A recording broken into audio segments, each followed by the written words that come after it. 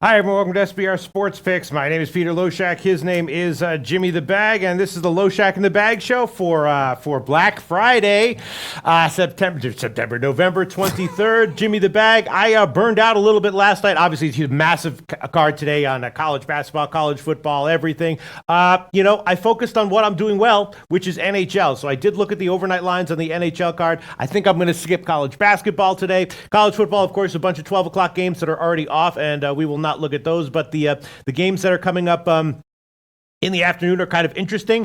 We can talk about them. I think I'm going to pass on them from a betting perspective, and then the evening show will take a few. There's a couple games going on in the evening show in college football. We'll look at those. I did the other thing I do relatively well is MMA, and I did give out. I didn't do my call with Andreas Hale yesterday, but I did give out a few plays all on the Overeem fight in MMA. Am I right about the plays that I gave out? I don't know, but my overall record in MMA is good. Happy to share with you what I bet, and I did take the over in the Overeem fight 1.5 rounds. I did take the Overeem fight to go the distance at plus money, and I took Sergey to win by decision at plus 600. Are those positive EV plays? I don't know. Those are plays that I bet. Those are plays that I'm adding to my record, and I'm happy to share them with you. Again, that's what I do in college basketball as well. The plays that I give in college basketball, are they positive EV plays? I don't know. My overall record in college basketball is negative right now, but I'm happy to share the plays that I give with you. In NHL, I'm doing very well. Are the plays that I give in NHL positive EV? I don't know, but I'm happy to share them with you. You know what I'm saying? That's what we do in this show, right, Jim? That's what we do, but we have very little time to talk about it. I've capped all 29 NHL NBA games. We have to get through it. We did this very well on Wednesday. We did this exceptionally well on Wednesday, and I expect for us to do it again right now. I've already made 13 bets in NHL. Giant plus lines. Let's get to work. But before we do, we have an incredible group of cappers in our chat. Incredible group. And we got some new guys. We got some new love. Yen Ming Lim says, hey guys, huge fan of yours all the way from Singapore. Can't wait for the NBA picks. And we have an incredible group of cappers. I would say all your names, but we have no time, Pete. Yes, that's true. We have no time. So we're starting with NHL. And when I break down these games, if your questions are enormously important to the success of what everybody's doing. So I'm going to be breaking down the games. You think of what you want to ask, how you want to break it down. Also, keep an eye on the chat. We probably have to get through this in about 25 minutes. So I say we just hammer right now. Jim, relax, chill. There's no relaxing. You can relax. Put our records up, Rafa. There's no goddamn relaxing. Let's get into it. Chill, Jimmy. There's no chilling. Chill, Jimmy. There's no chilling. I barely slept last night. That football game, losing that goddamn parlay upset me so much, so I just grinded. I grinded for hours. I maybe got 3.5 hours sleep. I woke up, I kept grinding. 29 games capped. Let's get that goddamn cash. Let me ask you about, let's go down with NHL, and I'll tell you what. Can we please go in order? Yes, and I'll just tell you what I'm thinking. Let me start each game out, and then you tell me if you agree with me or disagree with me. The Rangers game, I was thinking about, at the very least, the Rangers team total over, first period over might be good. Philly obviously been slumping. I was thinking the Rangers are a little bit too big of a dog here, and I was thinking first period over, maybe Rangers team total over. What do you think? I do not trust this Rangers offense at all. Zuccarello missed his third straight game. He hopes to return. If you are going to back the Rangers, wait till you find out about Zuccarello. He's that important to their offense. They're already missing Buchnevich. Cody McLeod scored his first goal as a Ranger as part of that assault. His toughness. He broke his left hand in a fight. He's extremely important to this young crew moving forward. So McLeod's now out. Buchnevich has a broken thumb. Pickard is definitely susceptible. No doubt about it, but do the Rangers have the kind of offense possible?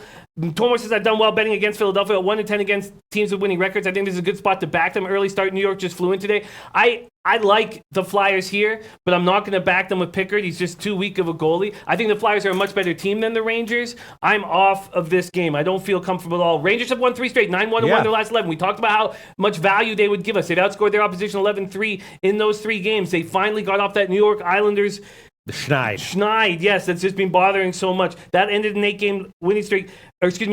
Henrik Lundqvist sat out that game. Georgiev was a beast there. Very exciting to see Georgiev do that. The Flyers just have injuries that are uncomfortable. Michael Raffle has an ankle injury. He's so important to this penalty kill. Their penalty kill has been awful. They have the goaltending issues.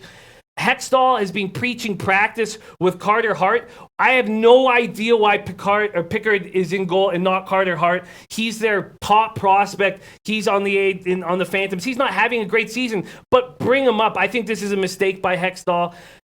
I'm off of this game. This is not a so game you don't I'm like seeing the over, you don't like the Rangers. Okay, now let's talk about Edmonton-Anaheim. Edmonton, of course, off a win, but in general, they've been slumping. Anaheim, the same deal. The coaching change, is that going to continue to spark Edmonton? And I was thinking about maybe the under, maybe the first period under in this one. What do you think? It's funny. It's going to be, I have like 40 pages of notes, so it's going to be difficult if we don't go in order. Oh, that's an order that I have here. I'm sorry. That's a 4 o'clock game, though. Yeah. No problem.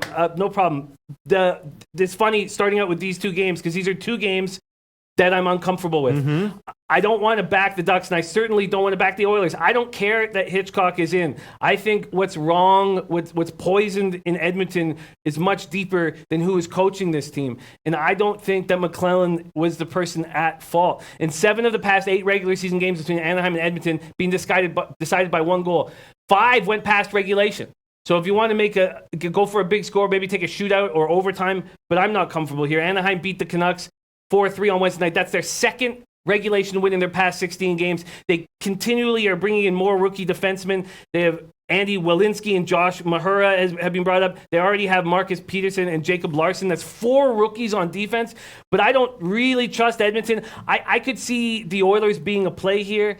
I could, but correct me if I'm wrong. What is the money line for the Oilers? Aren't they a favorite in this spot? The Oilers, I saw it was about even. And Hitchcock is a defensive coach, isn't he? Very. Yeah, the Oilers are the favorite. Yeah, there's no way I would take the Oilers as a favorite here. There's no way I would back the Ducks here. It's funny we're starting out with these two games because there's so many angles I see on this card. That's not one of them. And God, I want Van City Chris is on Edmonton -1.5. We're gonna do our best to keep an eye on this chat because it's so important. I'll keep an eye on the chat. Thank you. Jim, just one quick question though.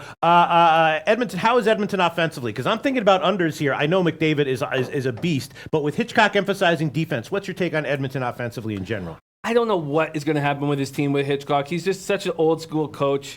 Offensively, they have 2 guys. I mean, I don't mean to discount Nuge because Nuge has soft hands and he's a nice playmaker. He's just not strong enough on the puck. They have McDavid and Draisaitl, and they separate those 2 guys. Unlike what Colliton is doing with the Blackhawks, he's now loaded that first line with Kane, Taves, and Sayad. They're not doing that in Edmonton. They're separating them. I don't trust their offense, but with the best player in the league, you can always count on a couple goals. You can, huh? Yeah. Because he can make something happen on his own. Absolutely. All right, well, I'm leaning first period under and full game under. Nick Curry says, yeah, I was leaning under as well, low check. And then Bruce Shad says, Lecce. All right, that's what I was thinking about. Right now, let's move on to Winnipeg, Minnesota. I don't know if this is the order that... it's all good. Okay, Winnipeg, Minnesota. Of course, Winnipeg, got beat down in the last game. Minnesota, at this line, it's a short line, but they kind of, they dominated Ottawa, then let them back in late, and they lost 3 or 4 before that. Shout out to Annie Marak, who had me, who encouraged me to fade Winnipeg in their last game. Maybe it's another spot to fade Winnipeg. You're getting a very low line here for Minnesota. All you guys who faded Winnipeg in that game against Calgary deserve a ton of glory and respect for that call. Winnipeg's just 4-4-0 on the road, so they're always going to be value fading them. I mean, Wild, I think, are a very strong team at home, even though they didn't show it against the Senators, and they haven't really shown it in the last 3 games. They're still 7-2-2 at home. I do not want to back either. So it's so funny. I got 13 plays, and I'm off of this game. I don't like the way the Wild are playing. I do trust them at home. The Jets are an extremely dangerous team. They just allowed 5 first-period goals to Calgary. Maurice is not going to allow that. Hellebuck does not look good. Van City Chris says today is not the day to fade Winnipeg. And America says wild puck line, baby. So you're getting 2 different looks right there. Jets allowed 5 first-period goals. That's not going to continue. Hellebuck didn't even make it out of the first period. We talked about the difference in his mentality coming into this offseason, and he just doesn't look very good. Also, tell us if we have the wrong goaltenders anytime chance you get, but he's just got a .909 save percentage with a really good team. Minnesota looks funny. They've changed their lines up. Gabby's not comfortable with the lines. He's now moved Charlie Coyle up to the second line with Koivu and Parise, and he's dropped Niederreiter down to the fourth line. Niederreiter had a no-shot -3 performance Wednesday night, just 2 goals, and both on the power play, 8 assists in 22 games. He's a big boy who needs to be rolling. This is another spot I'm uncomfortable. Tomor says Winnipeg was embarrassed last game. I think they bounced back this game. Their road losses have all been to playoff teams. Very good point. Barcelona saying Jets have allowed 9 goals in their last 2 games. Hellebuck not playing well. All right, I am going to take Edmonton-Anaheim, and I'm going to buy it to 6, though. Under 6 -136. Edmonton-Anaheim, under 6 -136. I'm buying to 6 at Pinnacle, and I'd also be leaning first period under. Barcelona also saying Winnipeg has scored 2 goals or less in 4 straight visits to Minnesota. You guys are giving us wonderful stuff in the chat. And Gay Pasquis says, leaving money on the table, Oilers puck line in that matchup against Anaheim. The line has moved in Edmonton's favor, that's for sure. We'll maybe revisit that. All right, next on the docket, Montreal-Buffalo. Montreal, of course, got beat down in Jersey. We had that one, although I left money on the table, or units on the table by not taking the Jersey team total over. Buffalo, 7 straight wins, and I don't know if Buffalo gets an 8th straight win. I got to be thinking that, but I'm definitely thinking full game over, maybe first period over again. What do you think? They've been hitting nonstop, and I haven't been a part of the glory. Mm-hmm. And it reminds me of Vegas last year. Or it actually reminds me of the Leafs in the first 20 games last year when they were going over every single time and I wasn't cashing on it. And you guys have been. It's been great. I'm on Sabres minus 1.5. Maybe the over is the play. Niemi is looking like what we expected him to be. A below-average goaltender. 3.74 goals against average, .887 save percentage. Carter Hutton still he's an okay goalie, above average maybe, but he's a great guy in the dressing room. Julian also said Weber who's not played, is almost back. He could be playing this coming Tuesday against the Hurricanes. Weber's been practicing with the teams. Byron, Armia, and Yulson all remain out of the lineup for the Habs. Domi is rolling. Now, this Sabres team is a team that I absolutely believe in moving forward. I hope we can still find value with him. Nick Arcuri's on Sabres puck line and the over. Maybe the over is the play. I'd like to hear what you have to say about it in 1 second. They brought up Lawrence Pilut, 22-year-old. He's been lighting up the AHL as a defenseman, 3 goals and 19 assists. And they put Patrick Berglund on injured reserve. So now they have another power play specialist to go to help their snipers that are already lighting it up, especially that first line that I'm in love with.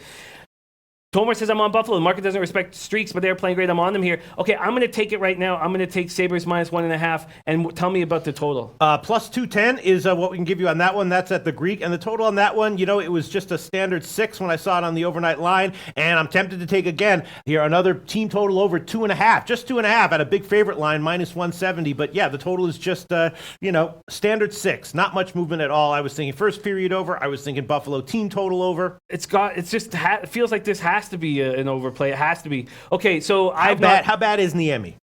I think he's a bad goaltender, and now we're seeing it. Now his numbers show us that he's a bad goaltender. That's why he's bounced around the league. He can get hot at times, but if they count on him to take the pressure off of Price, they're going to keep losing. The Habs are going to keep losing. I like this. I think that I'm going to add the over here. Every single other play I've made, I'll let you know that I bet it. I've not made this bet. But okay. I like the over here. And then I'll take it. Okay, and then the next game we're going to talk about. Hit me with it. Oh, the over you want it. Okay, let me see. The over, right, has not moved at all. Montreal Buffalo 6 plus 101 at Bet Online. We can give you that one. Why do you think that is? Do you think that the market is telling us not to take it? In terms of this one? Yeah. Why it's plus money? Yeah. I don't know. I mean, it hasn't moved at all. There's been no movement. So, they opened the line. If they had opened it at there's been almost no movement on this one. Okay, I'll take it. You sure? Yeah. Are you sure? Okay. Barry Cohen says, will you guys be posting your plays on Twitter? Mine are already posted. Montreal Buffalo over 6 plus 101. Over 6 plus. What plays are already posted? All these NHL plays? All 13 of these plays are already posted on Twitter. Yes. Oh, okay, but not with the low bag number lines. Did you tweet it? Oh, of course not. No, I didn't have time to do all that. Okay, so over 6 plus 101 is the line we'll give you on that one, and I'm thinking that way as well. All right, next one, the Islanders in New Jersey. Obviously, the Islanders lost at the Rangers. New Jersey had a nice win over Montreal. New Jersey's a big favorite here, and I could see the Islanders surprising here. First period as a dog, full game as a dog. New Jersey is clearly improving, though, aren't they? Well, no? I don't know. They looked better last year. I mean, they're just 9-9-2. This is a playoff team. They are 7-1-2 at home. I'm not backing the Islanders here. Now, they're getting Cal Clutterbuck and Matt Martin back. That's so important to this hockey team. The Islanders. The Islanders. They should have been faded without these guys. Absolutely. Trotz has reunited his top 2 lines. He was fooling around with things. He's got Barzal with Bailey and Beauvillier, which is a nice spot. Nelson with Eberle and Lee. Those are 2 nice offensive lines. But Andrew Ladd and Zekas remain out of the lineup. The Islanders also will be without Pollock, who hurt his arm and didn't practice yesterday.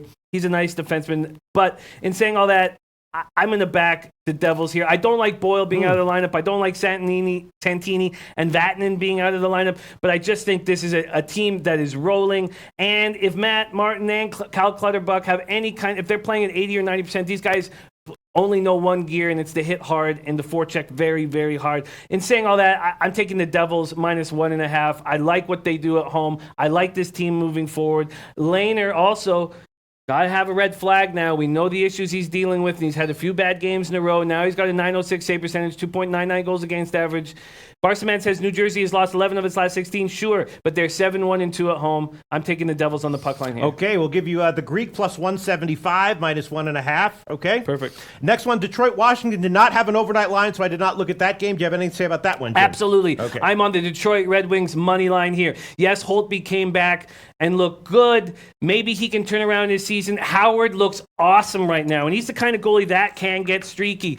After a 1-7-2 start, like we said on this show, when I took that over at 72.5 points, I believe in this Red Wings team. I'm in love with their coach, Blashill. Detroit is now 9-2-0 in their last 11 games. They just beat a beat-up Bruins team in overtime. Athanasiou is rolling 8 points in his last 6 games. Howard, as I said, 6-1-0, .936 save percentage last 7 starts. Capitals are going for their 4th straight win. I just think there's a ton of value here on the Red Wings if there's not going to be Kuznetsov. We know there's not going to be Orpik. Is there going to be Oshie? They're both dealing with concussions. Backstrom stepped up. Tom Wilson scored in his first home game since returning from suspension. Burakovsky, Kempney, Smith-Pelly have stepped up. Vrana has stepped up. In saying all that, I think there's a ton of value with the Red Wings money line, and I'm taking it. Okay, the Red Wings money line. Let me find it. In the meantime, Natalie Alvarez predicting a 3-goal win for Buffalo. I might tail that one. All right, so the Red Wings. It's an alternative puck line. Wait, the money line or the puck line? No, just the money line. You just want the money line. Yeah. Okay, so for Detroit, and there has been a big line move since it opened. Wow, I don't know what you're expecting, but we're going to give you 166 right now. Is that okay? That's great. Okay, so Jim's going to take Detroit. And America says, I love the Red Wings money line. The Caps have been staying within 1. Better than the puck line today, in my opinion. Wow. Okay, Detroit money line. Jake Paskey says, I get the feeling Holtby gets a shutout. Sorry, Jimmy. Holtby looks good, but who would you rather have in net right now between Howard and Holtby? I'd rather have Howard. And if you're going up against this Capitals team, I love this spot for the Red Wings. Okay, so then why don't you like the under on this one then? Because I don't believe in Holtby. Mm-hmm. Gate pass key, when he has a feeling, they're important to hear, and he's right way more of the time than he's wrong. Mm-hmm. So that concerns me. But I don't believe in Holtby. I think the under is in play anytime the Capitals are playing because they have no Kuznetsov and Oshie right now. They're going to capitalize. Daryl Lyles is on the over. They're going to capitalize on those situations where they're going to capitalize on the situation where they're on the power play with Backstrom and Ovechkin, and that's it. They don't have a lot of 5-on-5 offense. All right, next on the docket is the rematch of Calgary and Vegas, right? Calgary off of 3 big home wins, and Vegas returns from their trip. 2 games ago, Calgary at home blasted Vegas. Now they go on the road, and it's another one. I was thinking under and first period under. What do you think about this, Jim? Calgary can score, I know, right?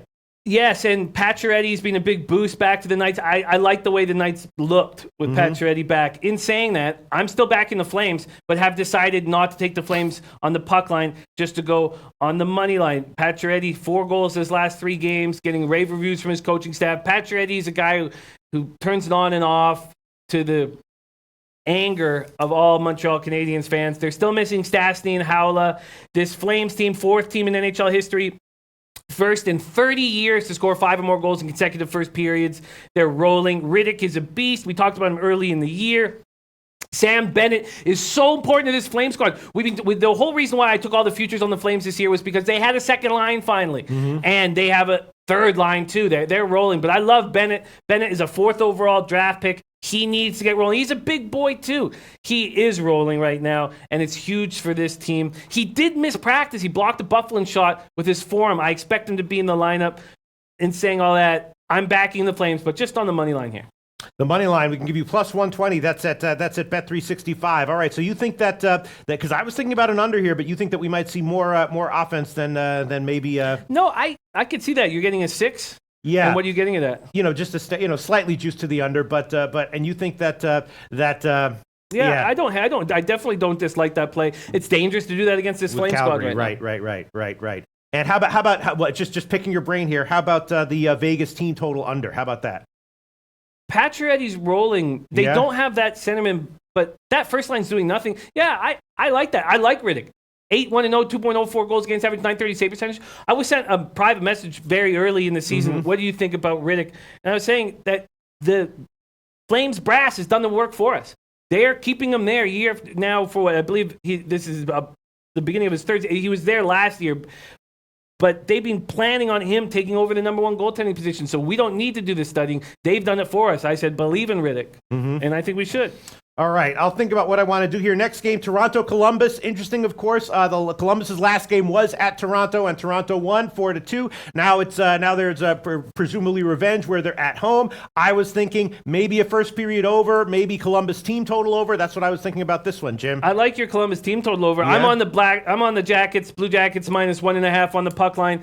I almost actually, and to be honest with you, I almost took them on the money line and just thought, this is bad business. It's not what I want to be doing here. So I did take them on the puck line. Blue Jackets left Toronto very upset. They were very disappointed. They were up 2-0 after the first period. Lots of defensive miscues. Atkinson is rolling, 7 goals, 3 assists in 10 games, named NHL First Star of the Week, now tied with Panarin for the team leading points. Looks great with Pierre-Luc Dubois. That's a great line. That's a line that's rolling. Maple Leafs played a game between the two. They lost 5-2 against the Hurricanes, and I was on that. And I'm fading them again. Toronto had won 4 straight, 9 of their last 10 on the road. I think they come back to earth on the road right now. They should not be this team. Now, Kobe and we were talking about it nonstop on this show about how they were giving us so much value on the road and no value at home. Well, I think there's 9-2-0 records now going to start giving us value, fading them on the road, and that's what I'm doing.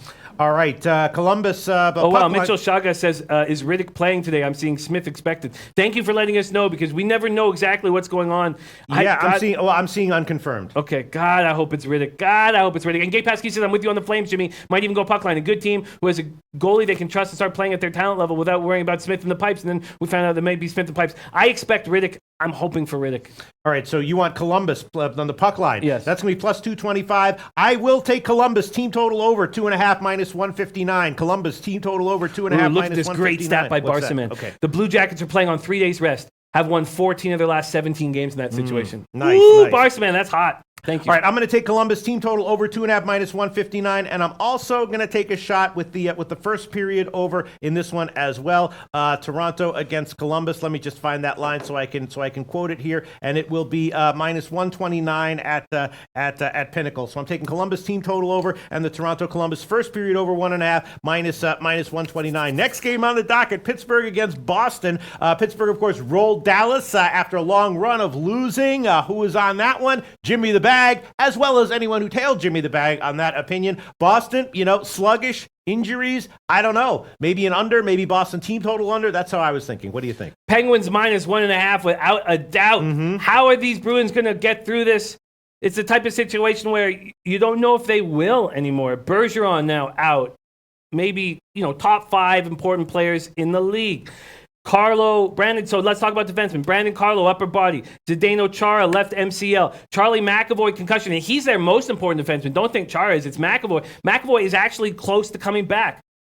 Miss J saying Oladipo ruled out. Thank you for that heads up. Bartender B says, fade Bruins. I live in Boston. I know they're banged up. But Alonzo Shivers doesn't agree, says Boston money line.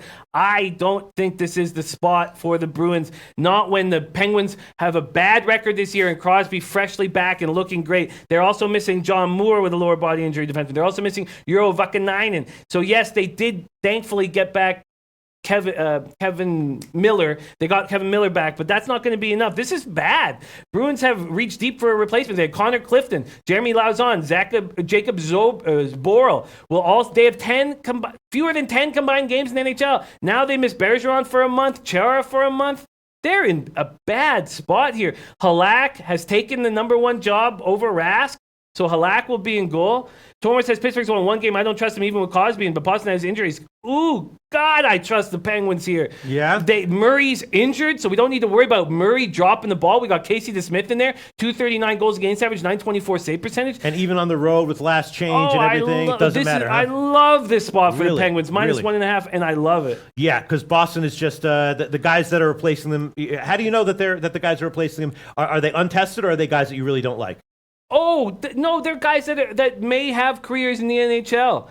And now, instead of playing in the AHL, they're going to have Crosby, Malkin coming at them. Yeah, and Kessel coming at. It's so tough. It's so tough not to panic, to take your time, to make the outlet passes, not to panic, not to just shove it up the boards. Oh, God, I love the Penguins. And how is Pittsburgh offensively now? They're good? You like them? They're 5th in the league at 3.45 goals per game. They're a very scary team to play against. 8th in power play, 9th in penalty killing. They're a very good. It's Tristan Jarry, Jin Rummy says. Who? Oh, wow, Tristan Jarry. Wow. Thank you for letting us know that, Jin Rummy. Wow, what a help that is. Tristan Jarry in goal. Wow, that does change things. Oh, God. I'd much prefer Casey to Smith, but listen, with what Matt Murray's done, he's just opened the door for a goalie to come in, and it looks like the Smith, but I'm going to back Yari here. Thank you so much for letting us know that, Jin Rummy. That's so helpful. Is Yari crap? No, he's not crap, but I mean, these aren't high thought of prospects like the one the Flyers aren't bringing up. How about Halak? Is he that bad? He's had a pretty decent year. He's had an okay year. Oh yeah. And it's easy. It's easy, not easy, but it's much easier to have a good year when you're not the number one playing every single night. Right. I think that Halak won't be able to maintain what he's doing here. So you think this is a tough spot? And what about the Pittsburgh team total over 2.5? Total saying Pittsburgh off an emotional win with Crosby back. Look, this Pittsburgh team's 8-8-4.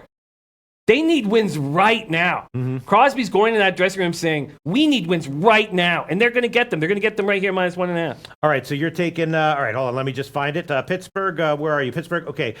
We can give you a plus 246, but I will check Bet365 because they're on the alternative already, so maybe you'll get a better line there. But for right now, we're going to give you puck line plus 246, but I'm going to check Bet365. Might be able to get you a slightly better line there. And just while I'm checking Bet365, Jim, just 2 more seconds. Pittsburgh team total over 2.5 -145. What's your take on that? I love it. I absolutely love it with all the defensemen out. And even with Halleck, it's fine? Oh, yeah. All right, I'm going to take Pittsburgh, throw that one on there. Team total over 2.5 -145. That's the current line at Heritage. Pittsburgh team total over 2.5 -145. And then I'm going to check Bet365. Next game. Just 1 second. Melee Payless Way. Bayer Leverkusen versus Stuttgart.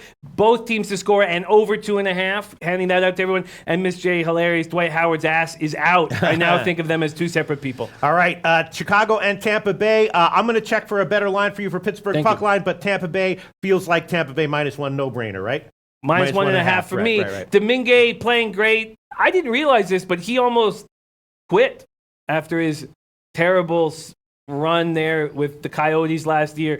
And now he's saying all the right things in interviews, whether or not he has the skill to move forward. But when you do that, when you show that kind of leadership, the coaching staff believes in you. Everybody believes in you. And America says, I'm getting Penguins -2.5 plus 400. What do you think? Should I snag it? I don't know. I don't think we should ever do that personally, Clint, because the empty net goals can be so lucrative and so helpful, so enormously helpful. Look at that Wild Senators game for us. That would have been a loss. So I don't think we should ever do that personally. But why not go for the big score? Sure. Or take both. I don't know about that. If you want to go for the big score, I never want to take anybody off of that. Okay. I'm on the Lightning here. I absolutely agree. Lightning made a change. They moved their lines. They split up Stamkos and Kucherov, and look at the results. 7 goals against the Panthers. Those two guys away from each other combined for 2 goals and 7 points. Stamkos is on the line now with Miller and Gordy, and it looked very good. Yes, they're missing Stralman, Palat, and Vasilevsky, but the Blackhawks, I'm not sure what they're going to do. Colliton has put that Kane, Taves, and Sayad line together. He says if we play them together, they've got to produce. Sometimes when you spread them out, no one produces. By loading them up, it puts some pressure on them, but hopefully they play so well, it doesn't matter who has the puck. They're making plays. They break through anyway, no matter who they're playing against. God, Colliton's just doing whatever he can to spark this team. It's Stan Bowman who's completely screwed him over with this shit group of players. Too bad, because you've got some really nice pieces. Sorry, didn't mean to go back, but Jin Rummy says Halak giving a bunch of goals? I doubt it. Is he that good? I don't think so. Okay, all right, okay, sorry. Go ahead. I don't think so. I think that he'll start slowing down once he's the number one man. I can understand. I mean, he's got great numbers, so Jin Rummy has every... But is 3 a bunch of goals? If Pittsburgh's up 2-1 and there's an empty net and you get the third goal, you can hit these over 2.5s without allowing a bunch of goals. Sure. He can stand on his head. He can stop 43 out of 45 shots and you can hit the over with an empty netter or 2 empty netters and get to 4 goals. So this is Colliton's just reaching here, and it's sad. I'm on Lightning -1.5. Okay, that's going to be plus 150, and I will also take Tampa Bay -1.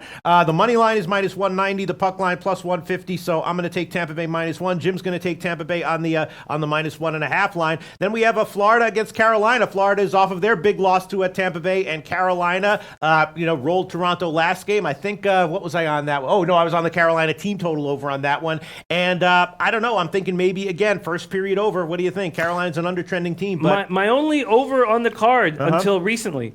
Oh, Reen Hyder just says, hey, Jim, besides Twitter, what's the best way to reach y'all? Not too familiar with Twitter, trying to catch up with you guys. Bye, y'all. Shout out on me. And he's got a present for me too. Yeah, I'm ready to party. Mm-hmm. I'm ready to party. I don't know if I'll be able to tonight. Got a couple things I got to take care of. But Saturday night, let's get together. We in Hyder. Let's get together. Let's figure out how to do this. Let's get together. I'm ready to rock Saturday night. Let's do it. In the meantime, a lot of great comments coming in on the comment section. We just don't have enough time to address them individually, but I'm looking at them and loving them and copying The only over that I was going to take before that I've already bet is this one here, okay. Hurricanes Panthers. I'm on the over. I'm also on Hurricanes -1.5. I can't overemphasize what a giant loss Vincent Trocheck is to this club. It just hurts this club so much. It was similar to the loss of Bergeron, but they're not going to get Trocheck back to like March. But offensively, that hurts as well? Oh, he does everything. He's just like, but he's you still like the over? Oh, yeah. I like it better because this Panthers team is bad shorthanded, and Trocheck is their everything shorthanded. And now he's gone. He's their most. Barkov has done a great job being more accountable defensively, and he's got to step up now. But Trocheck's just so accountable defensively. He's such a great. Part of the reason that makes me have to take the overs because Trocheck's not in the lineup.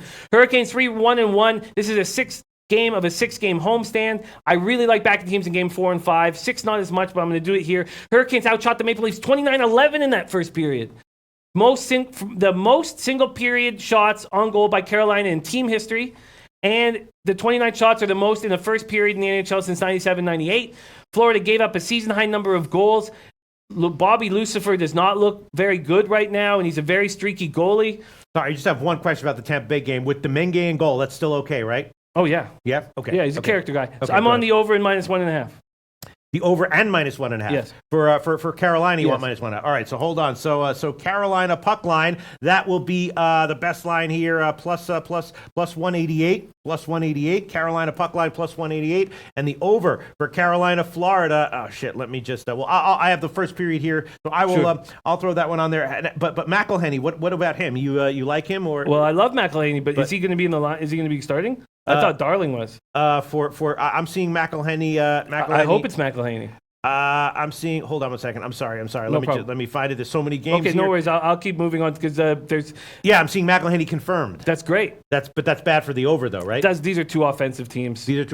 All right, so I'm going to take a Florida Carolina first period over, and that's going to be -123, and then I'm going to find the full 6? game over for Jim. Thank you. Okay. I'm also on the Predators -1.5. I know the Blues are at home. Yeah, they get Braden Shen back, but they're missing Bortuzzo, Steen, Maroon, Gunnarsson. I think maybe this is the time to put our foot on the throat of the Blues. We know that the Predators aren't going to care that the Blues are hurting. The Predators want to destroy them. Yes, Berube's first home game. Maybe they show more heart here. The Preds did score 2 goals against the Blues shorthanded, which are backbreakers. The Blues have Robert Thomas, 2017 first-round pick, scored his first NHL goal. I was never sold on this kid when he was with the Knights and the Bulldogs in the OHL. Peter Angelo says we got the passion back, one of the more intense games that they played. Blah, blah. I'm on the Predators -1.5. We're almost on the NHL card. Yeah. In the meantime, for Florida, Carolina, we're going to give you over 6 -104. Over 6 -104. Thank you. Okay, and then so what do you want? You want the I'm on the Predators -1.5. The Predators puck line. That will be hold on one second. That will be I'm scanning here. 241. Okay, so that'll be Nashville puck line plus 241. That's at Pinnacle right now. Yeah, we're very close to be done here. I'm taking the Senators money line. The Stars have a ton of injuries to their defense. Yeah. I don't trust them. I think there might be goals in this game because the Senators seem to do that, but I just don't trust the Stars at all. I think the Senators can do enough right now. Yes, Ottawa 2-6-1 on the road, but they showed a lot of heart against the Wild. Dallas is on a 2-game losing streak. They don't have Carrick. They don't have Hansel. They don't have Stephen Johns. They don't have Klingberg, Method, Devon Shore. This blue line's been hit so hard. They have Heiskanen, the rookie, playing very well, but that Klingberg injury hurts them so much. I'm on the Senators money line here. Okay, and that'll be plus 160 at Bet365. Yeah, I was looking at that one, and I was thinking Ottawa maybe here, and you have no problem with that. How about Ottawa -1 on the alternative puck line? I don't mind it, but I'd rather have this. Right. I don't trust the Senators defensively. I'd rather be live in overtime or in a shootout. So Dallas is really a team that you're looking to fade right now. Absolutely. Because Ottawa's just a mess, aren't they, or not really? Look at their record. We all think they're a mess, but what? They're 9-10-3. Mm-hmm. Not bad. For a team that we thought was going to be the worst team in the NHL? Okay, and then I'm thinking also about the Ottawa team total over. That might not be worth it. That might not be bad either. They can put up points even if they lose. They usually absolutely they put up points. All right, so what is the over on that game anyway? I think it's the Ottawa game. It's a 6.5, but you can probably buy to 6 relatively I'm fine. cheaply. I'm fine. Well, let me just see who's in and in goal for Dallas. Bishop, is Dallas a good Bishop's defensive hurt. team? Right. So is Dallas a good defensive team right now, or how? No, are they're terrible. They have all these AHL defensemen right now, but they're not scoring. They're not doing anything right. All right. I'm going to take Ottawa team total over 2.5 minus 116. 2.5 minus 116. Okay. That's the current line of Pinnacle. Everybody wants to move on. Listen, I'm on the Avalanche minus 1.5 against the Coyotes. I do not trust this Coyotes team. This Avalanche team is rolling 3 for 4 in the man advantage, 8 for 11 in the past 4 games, 9 for 13 past 5 games. Now they're going up against the best penalty killing team in the NHL. But I don't trust this Coyotes team moving forward at all. They've only allowed 5 power play goals. They've scored 10 shorthanded goals. It's unbelievable. I don't want to get too deep in it. Right. Clayton Keller's not scoring. They have some injuries. I do not back this Coyotes team. I'm taking the Avalanche minus 1.5. Okay, the Avalanche minus 1.5. Yes. All right, that's going to be an alternative line, so I'm going to have to search for that. Thank you. And is that the only other thing you want to? And I'm on the Sharks minus 1.5. Okay. Fade these Canucks every chance you get. I believe this Sharks team will put a beating on them. There's too many injuries for the Canucks, and those are all my plays. All right, so I'll quote you the lines and San Jose you want, right? Yes, San Jose minus puck line. 1.5. Okay, so the San Jose puck line, will be plus 106. San Jose puck line will be plus 106, and then I'll find the line for the Colorado puck line for you. And while I'm finding that, why don't we move on to NBA, Jimmy the Bag? Yes, and this is the first time we started NBA where I'm up double-digit units. Rafa, nice. I got to see it. I got to see the double-digit units, please. In NBA, there it is. Very 50 nice. and 38. Very nice. Over double-digit ROI. I like it. Okay, and you're going to find me that Avalanche spot. Yeah. Okay, well, let's start with what's going on in this Nets game anyways right now. Do you have the score? I don't know, but let's start with Utah-LA. That's the first game we want to start with, Sure. Jim. Okay. Utah-LA. Let's start with that one while I find this line for you in the Avs game. In the Avs game, Jim. Sure. I just have 35, 40 pages of notes. Yeah. It helps if we can start with some of the early games. Well, we got to cover Utah-LA though. Okay, Jazz at Lakers. Well, let's start with the Jazz. They've lost 4 of their past 5 games. They've allowed 113 points in all 4 of these losses. It's crazy. Jazz team allowing 109.1 points per game. It's so interesting watching the difference between them this year and last year. First off, their size. They only have Gobert and Favors. And they're so lucky Gobert and Favors have not gotten hurt. But last year, they barely had them both healthy at the same time and were able to handle it. But now they are playing terrible. They just look so susceptible. They're coming off a 119-110 loss to the visiting Kings on Wednesday, which a ton of you guys were on. I wish I was on. This Lakers team has now won 6 of 7. Lakers are 4th in the NBA points per game at 116.2.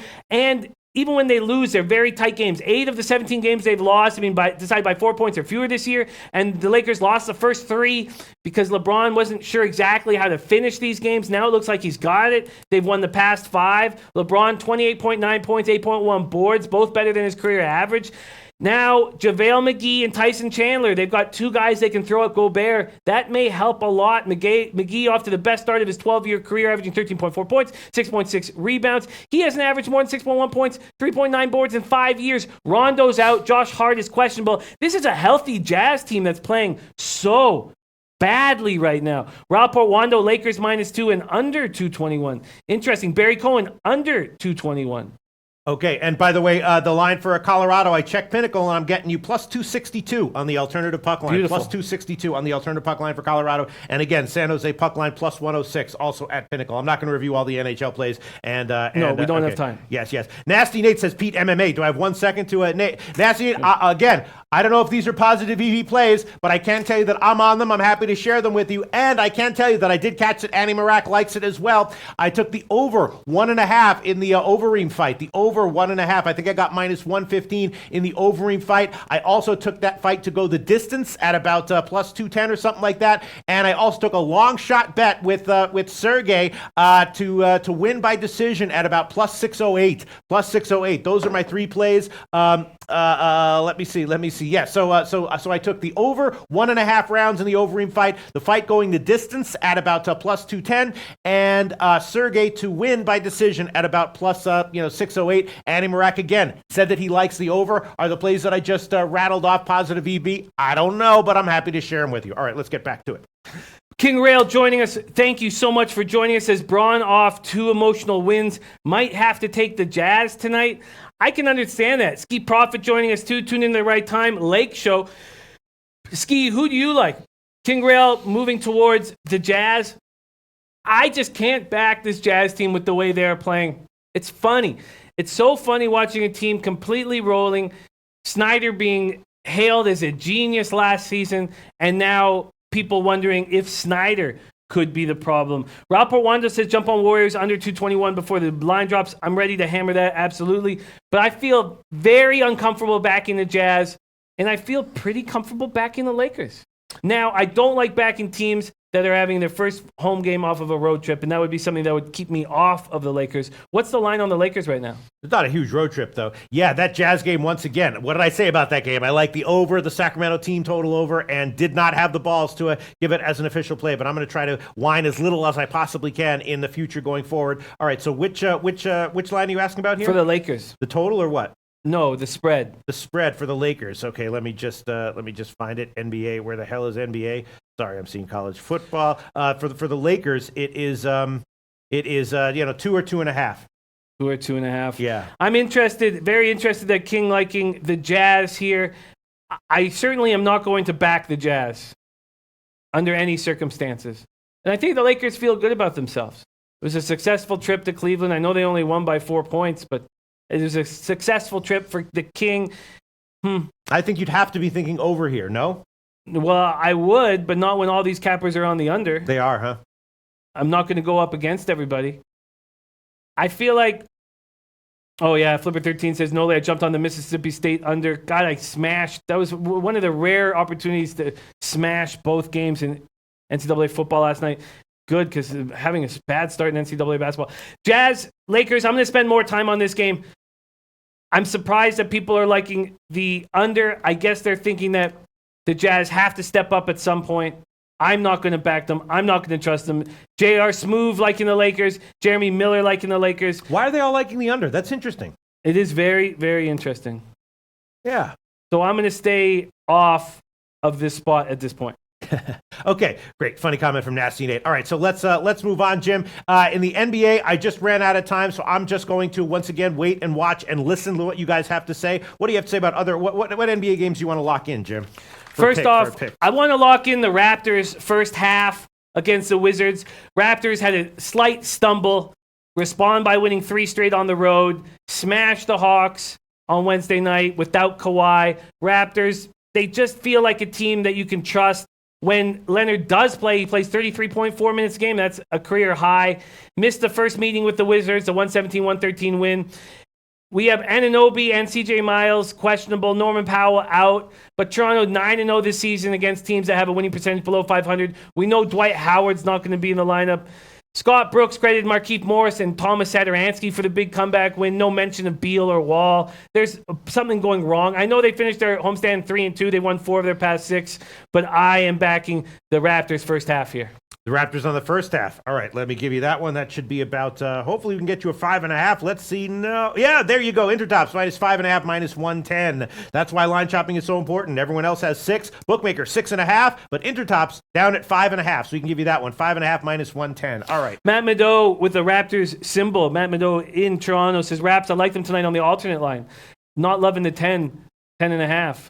Interesting. I feel much more comfortable with the first half. Mm-hmm. Absolutely. That's what I would like to do. Okay, for -5.5, -110. Oh, and Miss J says Dubnyk is doubtful with an illness. Interesting. What was interesting? Sorry, I'm a little overwhelmed right now. No, that's okay. That's okay. What were you asking, Jim? Did you already take Minnesota? What is that spot now? I'm overwhelmed with all these games. I don't think you did take Minnesota. I was off that game because the Jets wild. Yeah. Yes, right. I was uncomfortable with that spot. Thank you for letting us know. So maybe but then again, if who would it be? Stalock who comes in to replace him? Stalock, yes. He's and he just came in to replace him last game. He's so fine, maybe though. that's why that breakdown happened with Minnesota. I don't know if Stalock's fine. No? But I'm okay with it. Okay. Here's another play I'm making, guy. I wish Dan Kelly was here for some of these spots, but okay, why don't I talk about it before I lock in the play? Okay. I've only bet NHL so far. I haven't bet NBA. I want the Cavaliers first quarter. Okay. but don't put it in yet. I want to hear what people have to say. David H. says 76ers, big odds. Sixers have won 4 straight. Listen to Embiid. I was getting the ball and I was doing my job. How he beat up on Davis. Embiid goes for 31 and 19, holds Davis to 12 points. He goes, I was getting the ball, I was doing my job, and that's dominating. Defensively, being the best defensive player in the league. Offensively, being the most dominant big man in the game. I got it going and we played well. That sounds like somebody who's going to eat too much turkey and drink too much wine. Seriously. Yeah. I'm not, that's not a joke. That sounds like somebody who's going to enjoy Thanksgiving a little too much. I mean that. And drinking it, thinking he's all this. Now, I know Embiid's an absolute monster, but that sounds like somebody who's really in love with himself right now. And the Cavs looked good enough in that loss to the Lakers. All that said, Nick Curry says Sixers first quarter is Bible. Be careful with the Cavs here. I know that is. I know that the Sixers come out blazing first quarter each time. But after that, Jeremy Miller says, love my Sixers, but they've been killing me on the spread every time I did bet them. After that, I'm going to actually take Cavaliers first quarter here. Tomer said, I think it's a letdown spot for Cleveland off the game against LeBron. Philly still doesn't have great shooting, but I think they roll here. Maybe they do. I'm going to take a shot with a full unit bet on the Cavaliers first quarter here. Am I getting plus 4.5? Yes, 4.5 minus 108. Cleveland first quarter plus 4.5 minus 108. I mean, that's a lot of points to be getting for a quarter line, for a quarter bet, you know? Yes, it is. And I just, when I read that quote, I just feel like something's not right. Someone's believing in themselves a little too much. Mm-hmm.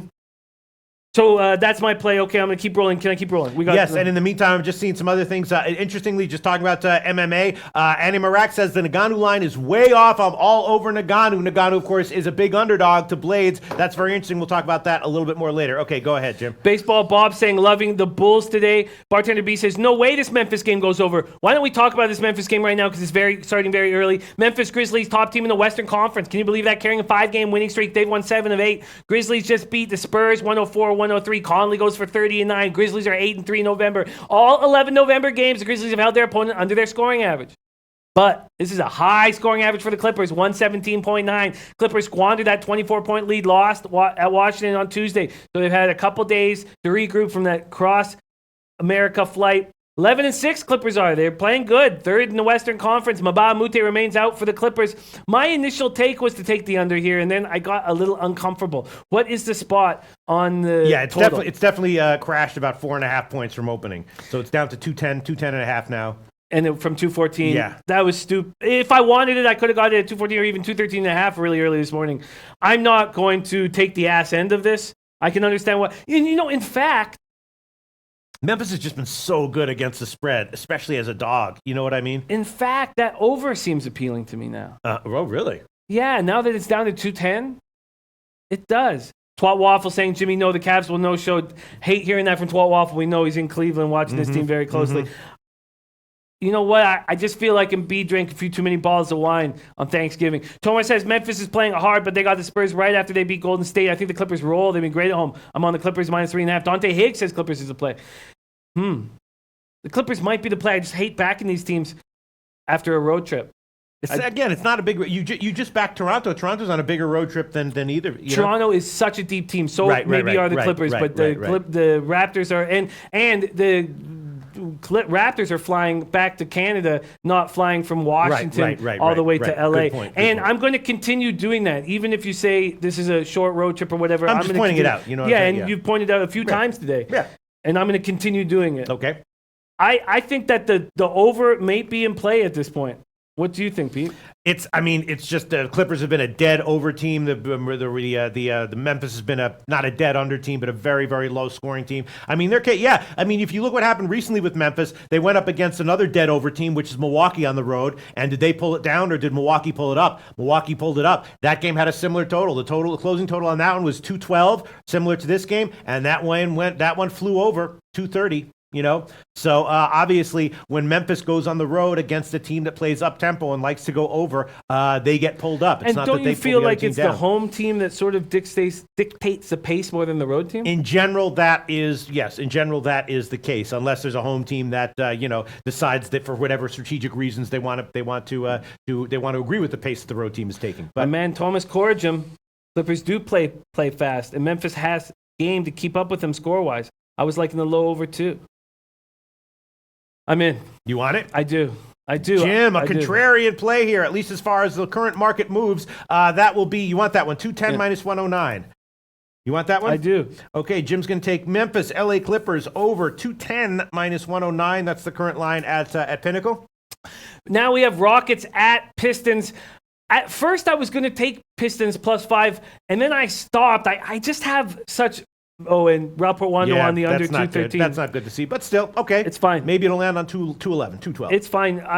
This was about us breaking down a style, and after breaking it down, I'm going to believe in this play. Mm-hmm. Rockets at Pistons. At first, I was going to take Pistons +5, and then I just have these memories of Rockets in back-to-backs. I know this is a strange non-conference back-to-back, but a team staying very close to the Rockets at home, and then the Rockets playing them again and destroying them. Now, listen to some of these comments, though. Andre Drummond says, if I was on the floor for another 10 to 15 minutes, this game would have been a different story. I got in foul trouble early, some tough foul calls underneath, and I had to sit down for a while. When I came back in, I tried to give it my best effort and put us in a good position to win, but it wasn't enough for us to get over the hump. I know what I need to do for the next time to get ourselves ready for Friday. Remember, Tomor said that the Pistons weren't going to be able to play Drummond and Griffin on the floor together. I don't think that's the case. I think that they can play them together, and they need to, because if they don't, Capella will go off like he did. He had a season high 27 points, 15 boards, 4 blocks. Who can stop that? Andre Drummond can stop that from happening. Mm-hmm. So I love those comments from Drummond, but I'm hesitant to do this. But I absolutely love it. It's hard because this Pistons team is such a bad shooting team, but they look pretty good. They put up 41 points in that fourth quarter. Has there been any change from +5?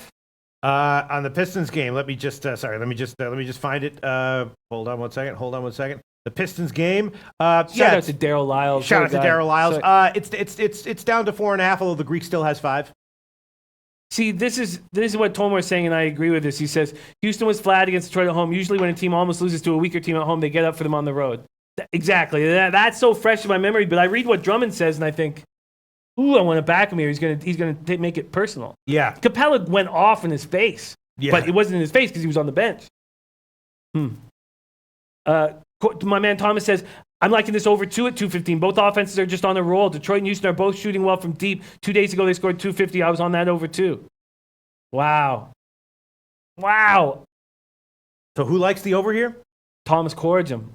Great basketball. Because I'm thinking that normally, we know what Detroit likes to do in theory, play slow, defense-oriented ball, and Houston has certainly been an under-trender, at times this year, especially on the road, right? They went into Denver, low-scoring game. Actually, they're on it. Wow, look at that. They're actually on a 5-game under run on the road, Houston is. Wow. But, still, that's just because their last road trip, they had 4 games in a row that all went under 200. And in 2018 NBA, that is just unheard of, right? Yes, and if Drummond's out there, the more Drummond's out there, the more it will move towards the under. When he was off the court, that's when the scoring exploded. Right, but maybe this is a contrarian play here. And who likes the over? Thomas Corrigan. Wow. I don't know what to do here. When's this game go off, right? It goes off early. No, that's a 7 o'clock game. Okay, I'm going to wait. Thomas Corrigan likes the over. Why? It says both offenses are just on the roll. Both are shooting well from deep. 2 days ago, they scored 250. I was on that over too. Or he's saying I was on that over too. Yes. Okay, let's keep rolling. Yes. Let's keep rolling right along. We have Pelicans at Knicks. Knicks snapped their 6-game losing streak. Impressive win at TD Garden in a big upset called by our Dan Kelly. Knicks allowed at least under 15 points each during the 6-game slide, held Boston to 39% shooting. I didn't mean to cut you off, but I think I'm going to take the under in Houston-Detroit, just for the hell of it. Again, I'm terrible at NBA, but I think I'm liking the under here, and I'm going to take a shot with that one. Houston-Detroit under 215, and actually I think I might go on the first half under as well. So go ahead, Jim. Go ahead. Wow, Frank Rizzo, love the 76ers first quarter. Been on since last year, still hitting, but yes, Jimmy, I like Cavs tonight full game. Wow, Frank, that's interesting. Liking the Cavs full game, but not liking my first quarter. Mm-hmm. And actually, I'm only going to take the first half. Houston-Detroit first half under. I'm only going to take that one. Okay, go ahead, Jim. Wow.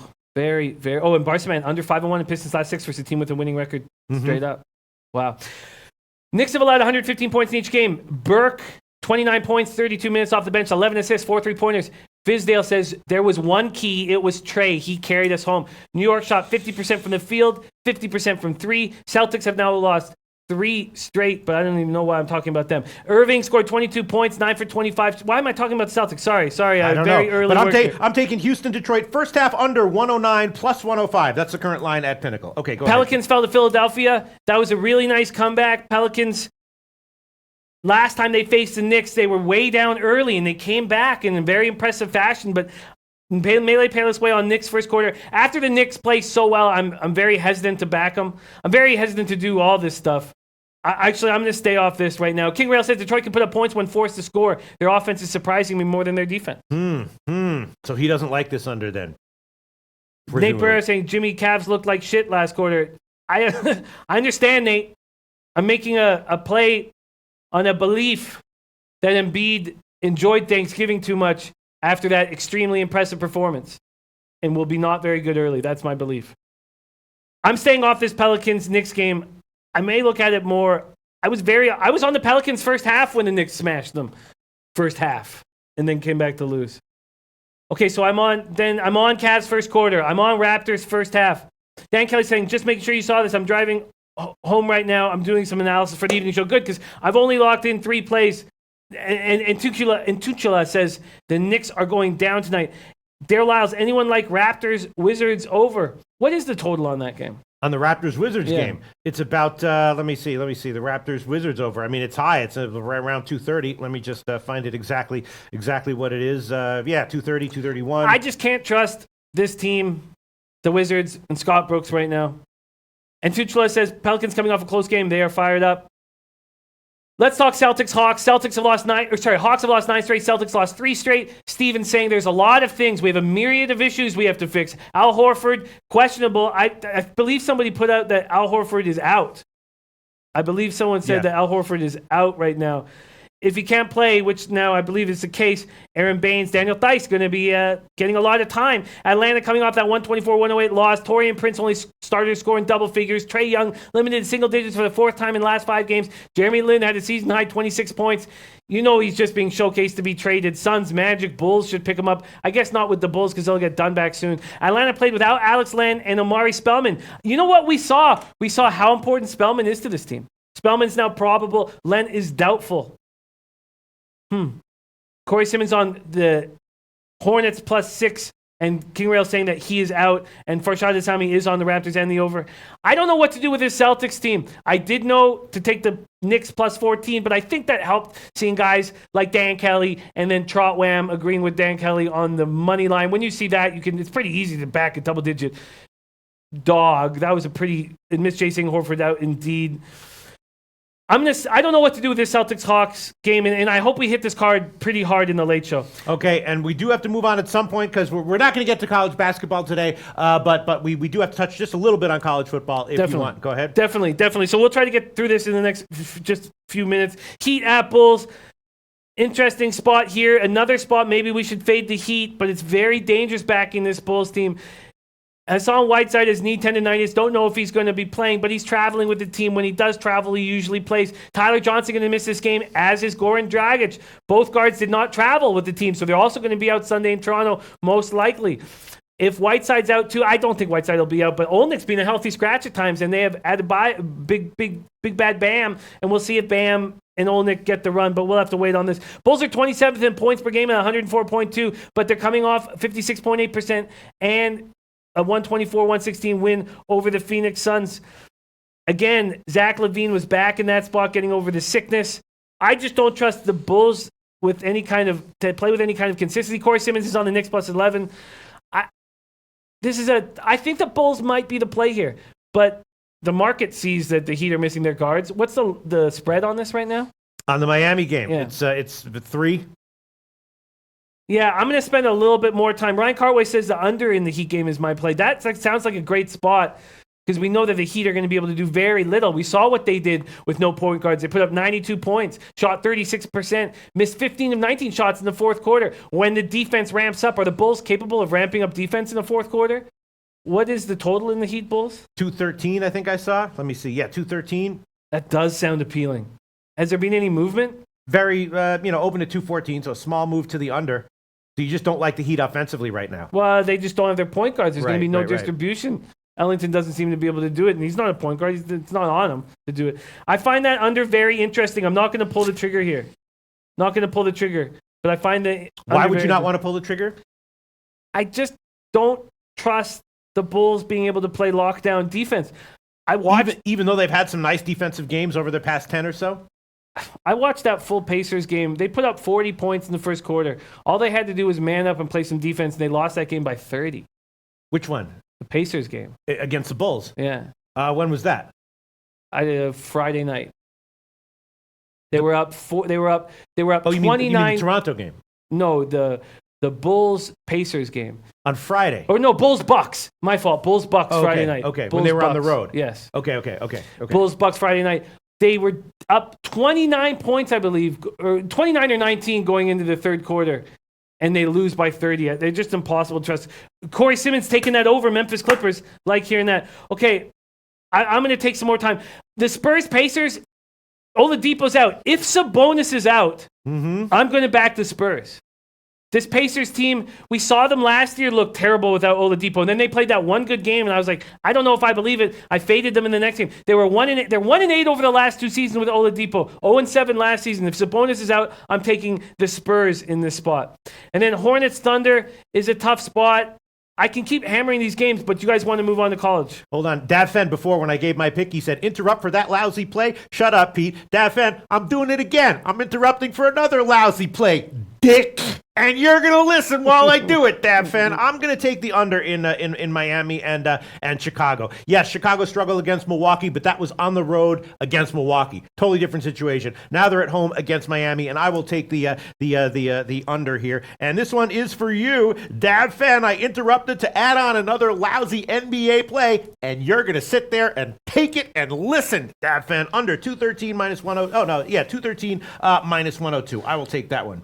213 minus 102. All right, now let's move on. Daryl Lyles saying Heat team total under. I can't go back to the well with that play against this Bulls team that I can't trust the man up defensively. I just can't trust it. How are the Bulls offensively, though? It's so untrustworthy. They couldn't be more. That game, the first quarter, they're hitting everything. Holiday hitting everything, Justin Holiday hitting everything, and then they just completely stop in their tracks. Luis Fernando Esquinca with a lot of first quarters and first money lines. He likes Memphis and the Blazers. All right. Corey Simmons saying fade the Spurs. King Rail saying loving the Spurs tonight. Thomas Corjum saying Sabonis and Miles Turner are game time decisions. If they're both game time decisions, why wouldn't the Spurs just completely run over them? All right, so let's. What's the line on the Spurs game? I think I might add it right now. Gate Passkey says Pete interrupts with another stupid under. Wow.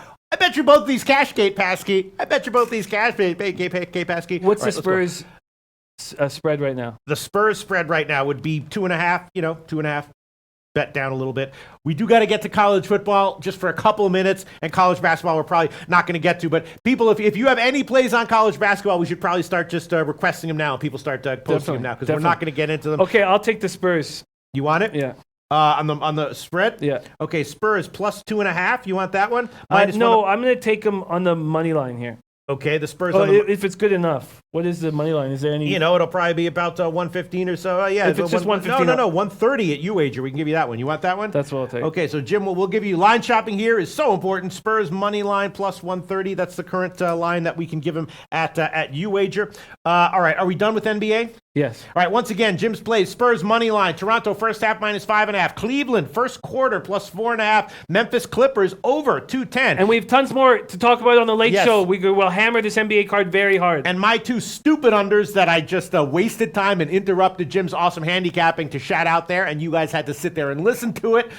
Houston, Detroit, first half under 109 plus 105, and Miami, Chicago under 213. All right, college football, Jimmy the Bag. I didn't look deep into many of these games. The one game that definitely has caught my eye is Virginia against Virginia Tech, right? Virginia Tech is just, they're like the Virginia Tech of old, which was predicated on defense, except this year, of course, they have no defense. It's just a disaster. And Virginia should have some life to them here. And I was thinking at the very least, maybe the Virginia team total over, if not Virginia minus the points. That's the only thing I was thinking about the day games here in college football. If anyone has any college football plays that they are liking, post them in the comments section right now, and we will address them and talk about them. The Oregon State game is obviously interesting, and I'm just going to pass on that one. There's so much stuff you have to not bite off more than you can chew in sports betting, and of course, today is just a massive card on all counts. If I had one free play that I could take on the college football card today, it would probably be Virginia, and I'd probably go with the team total over as opposed to the -4 or the money line. But in general, it does seem like Virginia should be in a position where they should roll. They are coming off of an overtime game though against an option offense, and a lot of times that can, but that tends to have that just hurts the defense, So maybe the over would be the play here, and it's a relatively low total. So that's what I'm thinking right now. Virginia Tech should put up something. Virginia should put up something, and I'd be leaning over. Does anyone agree with that? Corey Simmons says Virginia -4, using the word lock. Virginia might, sure, why not?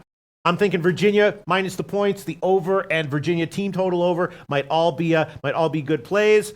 Thanks for letting us know this. Bartender B says Washington State covers again. I'm gonna not have much time because I got to do the audible today, which takes so much of my energy and attention. So I'm really going to bank on you guys.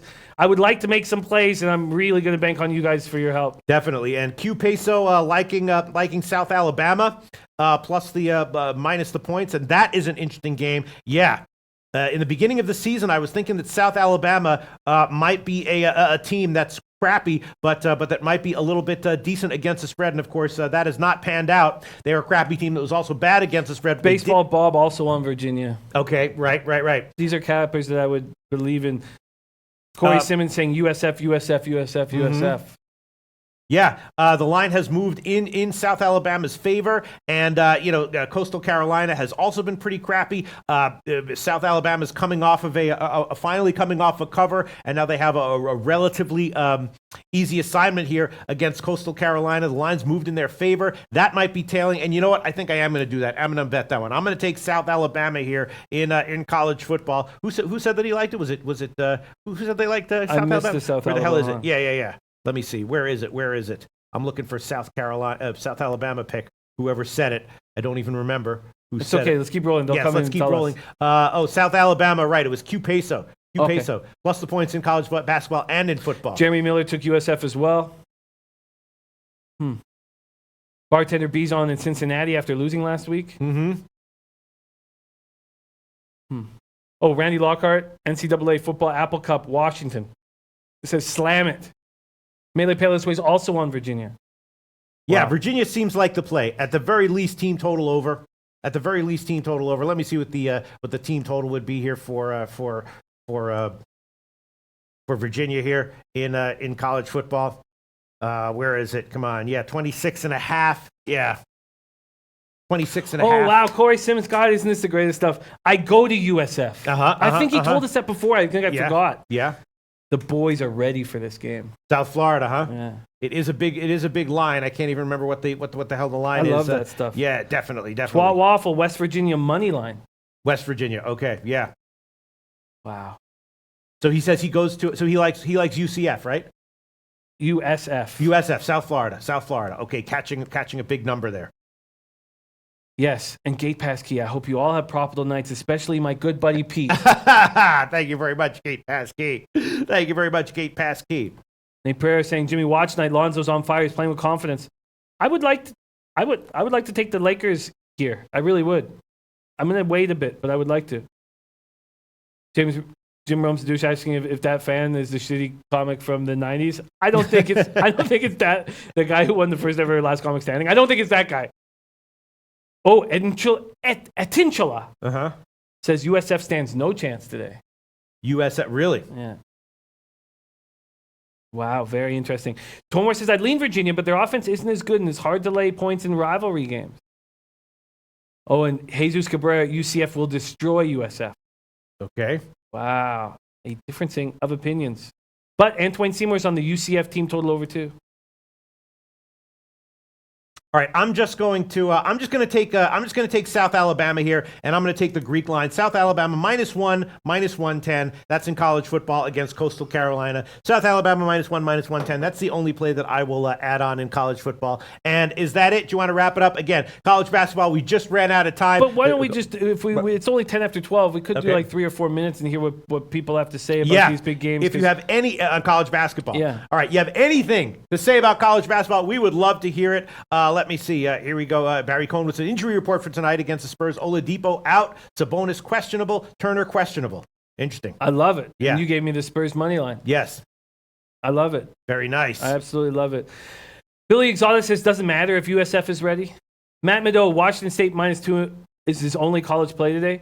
But let's go. Noli knows coming in. Portland -9.5, UNLV -10.5, and says, good luck, everybody. Thank you, Noli knows. He's been extremely hot of late, as he always is. Twatty Latte, like in Virginia versus Whiskey, over 121. Interesting.